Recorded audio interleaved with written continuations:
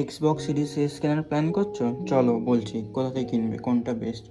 So যদি তোমরা নতুন এক্সবক্স নিতে চাও তাহলে আমি বলবো যে বেস্ট হলো অ্যামাজন বা ফ্লিপকার্ট।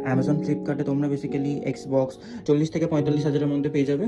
আর যখন সেল চলে তখন তোমরা 40 হাজারের নিচেও পেয়ে যেতে পারো। বাট যে আমার এই যে এক্সবক্সটা দেখছো, এটা কন্ডিশনটা ফার্স্ট দেখো। সো এটা আমি বেসিক্যালি সেকেন্ড হ্যান্ড নিয়েছিলাম, তাও অনলাইন। সো অনলাইন নিয়েছিলাম, সো কেনার সময় ভাবছিলাম আদৌ এটা আসবে কিনা, আদৌ কাজ করবে কিনা।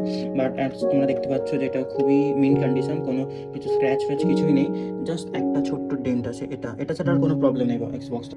আর পারফরমেন্সে কোনো প্রবলেমই হয় না। সো এটা আমি নিয়েছিলাম গেম লুট থেকে, তাও মাত্র 20,000 টাকায়। সো তোমরা যদি তোমাদের বাজেট যদি কম থাকে আর তোমরা যদি নেক্সট জেন কোনো কনসোল চাও, লাইক এক্সবক্স, মানে নেক্সট জেন কনসোল বলতে এখন যেগুলো এক্সবক্স সিরিজ এ, সিরিজ এক্স, PS5, সো ওগুলোর দাম খুবই বেশি। বাট তোমরা এক্সবক্স সিরিজের প্রতি যেতে পারো। সো এটা খুবই সস্তা মানে যদি তোমরা একমাত্র কি বলে সেকেন্ড হ্যান্ড বা ইউজ কিনতে চাও তাহলে।